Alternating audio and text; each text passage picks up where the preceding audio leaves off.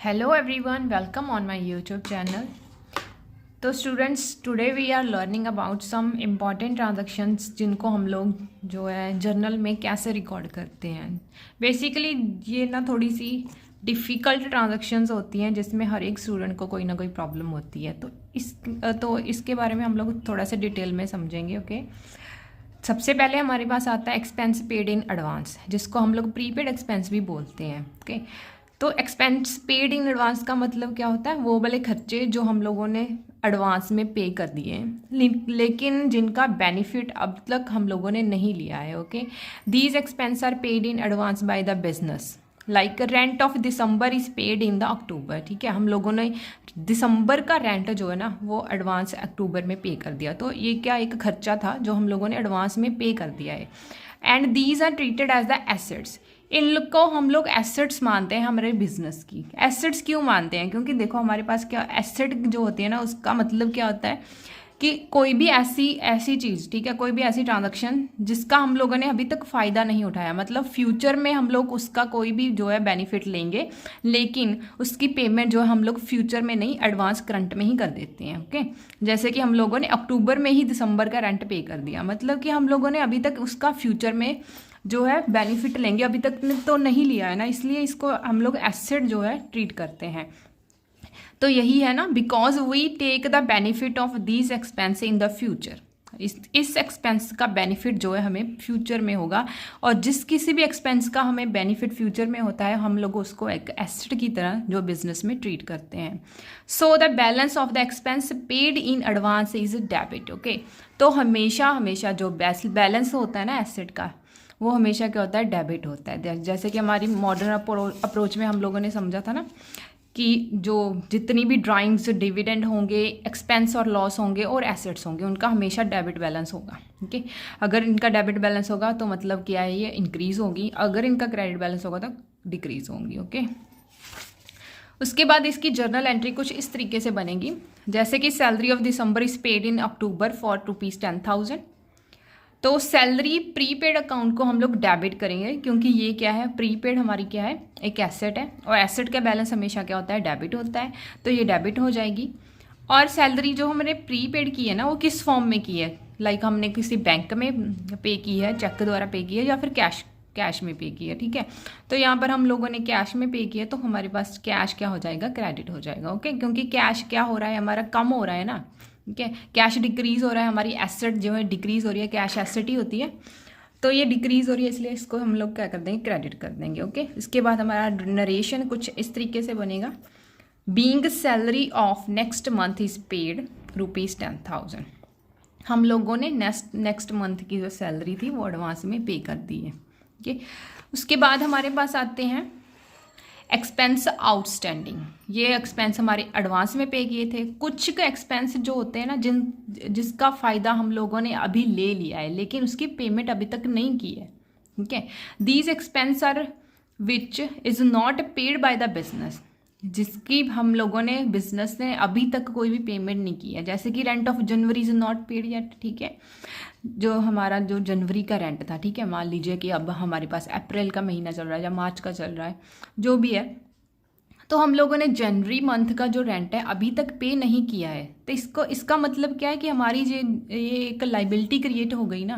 ठीक है, अभी तक हमारी देनदारी रहती है, तो ये एक लाइबिलिटी होती है।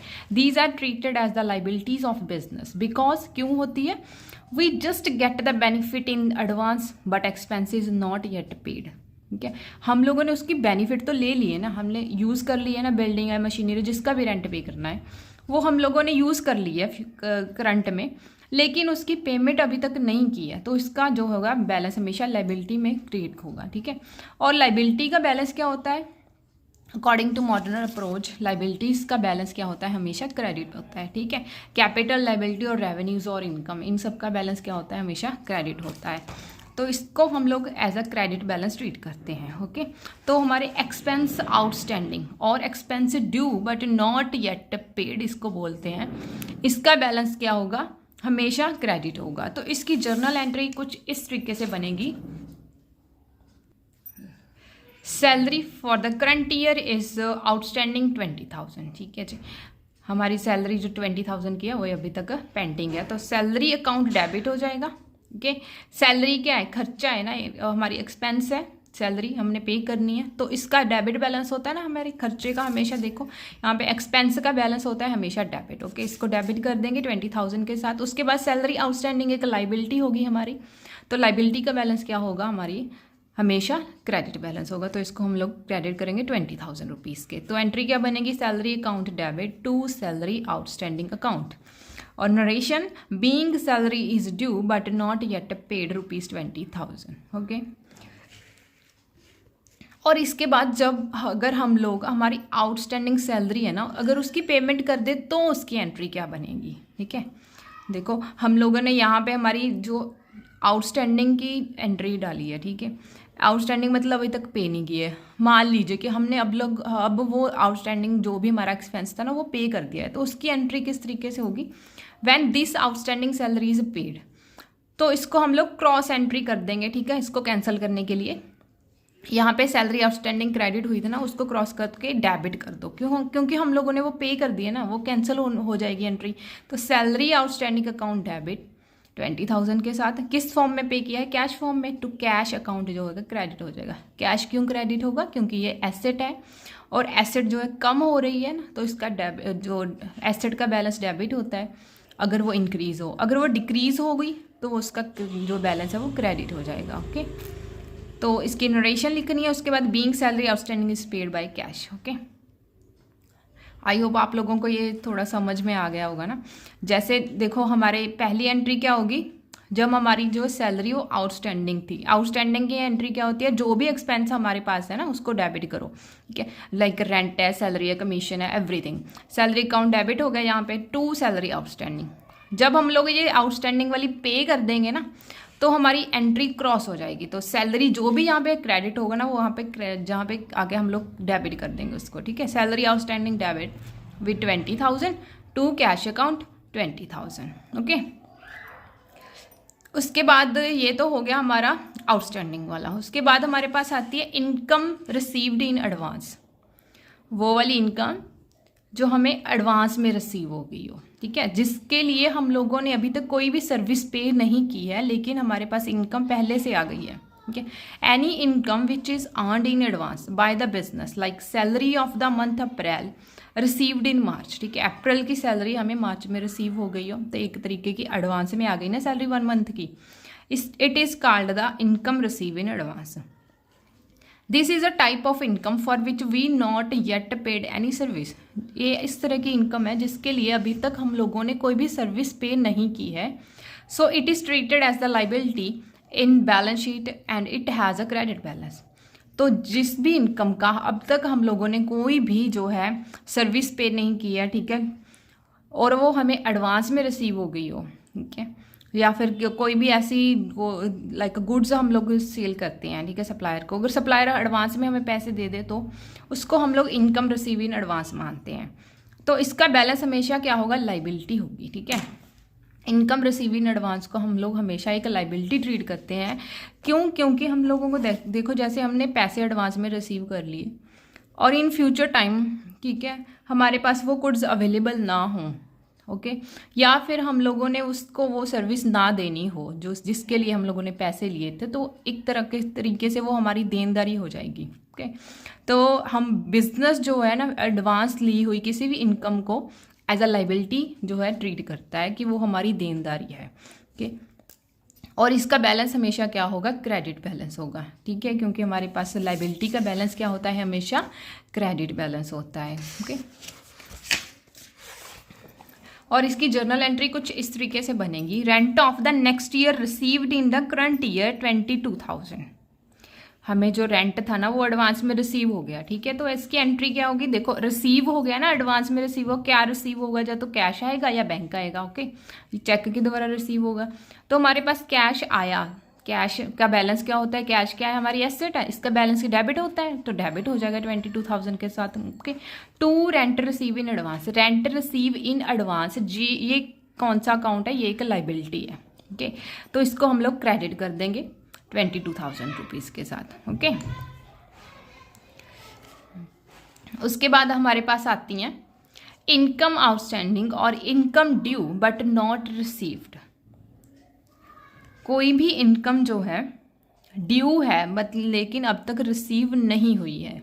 ओके, आउटस्टैंडिंग इनकम होती है जो, ओके, जिसके लिए वो वाली इनकम जिसके लिए हम लोगों ने अपनी कोई भी सर्विस पे कर दी है, हम लोगों ने किया उसका यूज़ जो है, मतलब कोई भी सर्विस पे कर दी है लेकिन हमारे पास उसका कोई भी इनकम रिसीव नहीं हुआ है, उसको बोलते हैं income due but not yet received, अब तक रिसीव नहीं हुआ है। Any income for which we have paid any service but income is not yet receive, इसको उसको क्या बोलते हैं, इनकम आउटस्टैंडिंग बोलते हैं, कि अभी हमारे पास वो नहीं आई है, आने वाली है। ठीक है, it is treated as the asset of the business and has a debit balance in the accounts.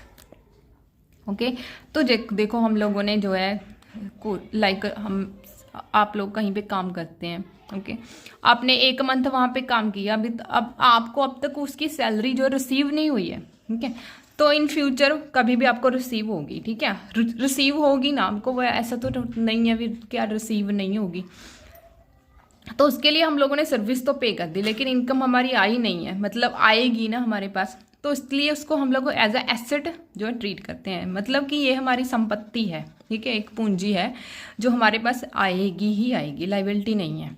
तो इनकम आउटस्टैंडिंग को हम लोग एज अ एसेट ट्रीट करते हैं बिजनेस में, और एसेट का बैलेंस क्या होता है, हमेशा डेबिट बैलेंस होता है। ठीक है, तो इसको हम लोग हमेशा डेबिट करेंगे, किसको, इनकम आउटस्टैंडिंग को। इसकी जर्नल एंट्री जो इस तरीके से होगी, rent of the current year is due but not received 35,000। ठीक है, हमारा जो रेंट है वो ड्यू तो है, लेने वाला है, मतलब हमको आने वाला है। ठीक है, ड्यू है मतलब अभी तक रिसीव नहीं हुआ है, तो इसकी एंट्री क्या होगी, रेंट आउटस्टैंडिंग डेबिट करेंगे, क्योंकि आउटस्टैंडिंग अकाउंट क्या हो गया, एसेट हो गई ना, एसेट का हमेशा डेबिट बैलेंस होता है, इसको कर देंगे डेबिट। और टू रेंट, रेंट क्या था, हमारी इनकम थी, हमें रिसीव होनी थी ना, तो इनकम का बैलेंस क्या होता है हमेशा, जैसे कि हमारी मॉडर्न अप्रोच में है, इनकम और रेवेन्यू का बैलेंस हमेशा क्या होता है, क्रेडिट बैलेंस, तो इसको हम लोग क्या करेंगे, क्रेडिट कर देंगे। तो इसकी एंट्री होगी rent outstanding account debit to rent account 35,000 के साथ। ठीक है, कोई भी इनकम हो ना, जैसे कमीशन हो, ठीक है, सैलरी हो, इंटरेस्ट हो, उसको जो भी आउटस्टैंडिंग होगा उसको हम लोग डेबिट करेंगे, और टू क्या कर देंगे, रेंट, इंटरेस्ट, सैलरी वगैरह। ओके, आई होप आपको ये एंट्री समझ में आ गई होगी। उसके बाद हम लोग करते हैं कुछ इंपॉर्टेंट एंट्रीज जो एक्स्ट्रा जो है आती हैं हमारी जर्नल में, like goods given as a charity और advertisement.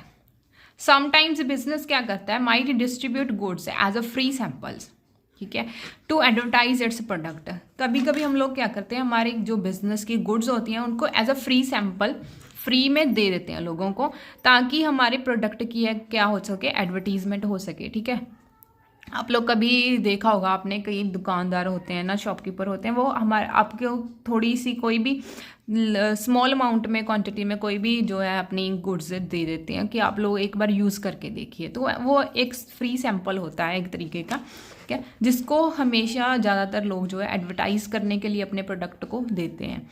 In some cases it may also distribute goods as a charity, और कभी कभार क्या होता है, बिजनेस अपनी गुड्स को चैरिटी के रूप में भी दे देता है। ठीक है, या फिर कैश भी दे सकता है। चैरिटी तो किसी भी तरीके से दे सकते हैं ना, आप गुड्स दे सकते हैं और कैश भी दे सकते हैं। So all these are treated as expense of the business. तो आप लोग जो भी चैरिटी देंगे, फ्री सैंपल देंगे अपने गुड्स की एडवर्टीजमेंट के लिए, ठीक है, अपने बिजनेस के एडवर्टीजमेंट के लिए, चाहे आप लोग गुड्स दे रहे हैं, चैरिटी में कैश दे रहे हैं, फ्री सैंपल्स दे रहे हैं, कुछ भी दे रहे हैं, तो उसको हम लोग क्या मानेंगे, हमारे बिजनेस की एक्सपेंस। ठीक है, क्योंकि खर्चा तो हुआ ना बिजनेस का। ठीक है, हमारे पास से पैसे गए ना, गुड्स गए, जो भी गया, एक तरह का खर्चा ही हुआ, तो उसको हम लोग एक्सपेंस ऑफ द बिजनेस मानते हैं, इसका डेबिट बैलेंस होता है। ठीक है, जैसे कि हमारे मॉडर्न अप्रोच में है, ये एक्सपेंस का हमेशा क्या होगा, डेबिट बैलेंस होगा। तो goods given as a charity और एडवर्टीजमेंट और फ्री सैंपल्स जो भी आप लोग देंगे ना, वो उनका बैलेंस हमेशा क्या होगा, डेबिट होगा, क्योंकि ये होती हैं एक्सपेंस ऑफ द बिजनेस। और इनकी जर्नल एंट्री कुछ ऐसे बनेगी, देखिए, goods donated to the orphanage 10,000, हम लोगों ने ना गुड्स डोनेट कर दिए हैं ऑर्फनेज को 10,000, ऑर्फनेज मतलब अनाथ आश्रम में डोनेट कर दिए हैं। इसकी एंट्री हो क्या होगी, डोनेशन अकाउंट डेबिट। डोनेशन क्यों डेबिट किया, ये हमारा खर्चा हो गया ना। ठीक है, डोनेशन डेबिट 10,000, ठीक है, जो हमारी इनका एक्सपेंस होती है उसका डेबिट बैलेंस होता है, तो ये डेबिट हो जाएगा। टू परचेज क्यों किया हम लोगों ने, क्योंकि वहाँ पे हम लोगों ने डोनेशन किस फॉर्म में दिया, गुड्स में दिया है ना, ठीक है। कैश में दिया होता तो कैश कर देते, गुड्स में दिया है तो इसलिए परचेज अकाउंट को क्रेडिट करना है हमेशा, ओके, 10,000 रुपीज़ के साथ।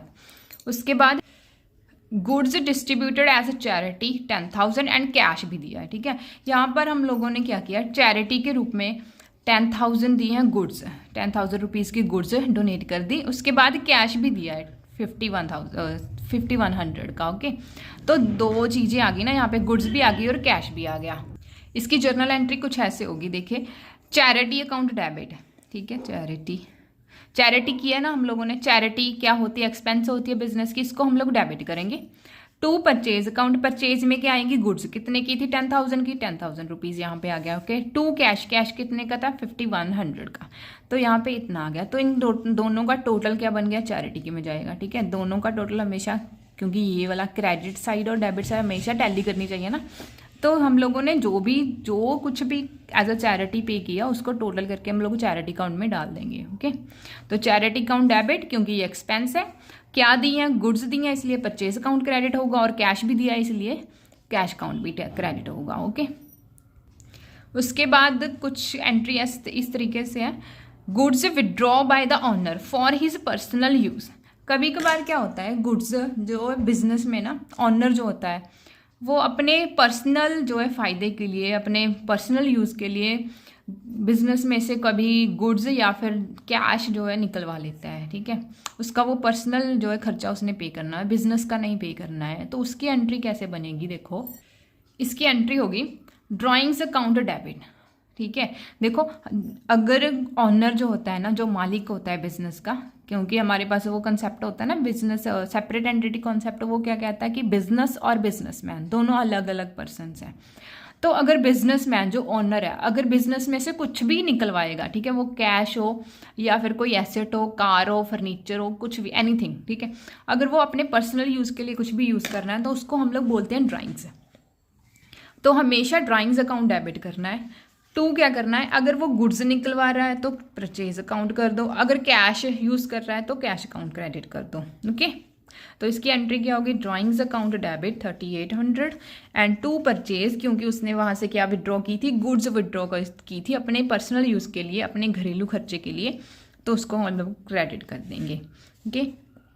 आई होप आप लोगों को ये जो थी एडवर्टीजमेंट और चैरिटी वाली जो ट्रांजेक्शन्स थी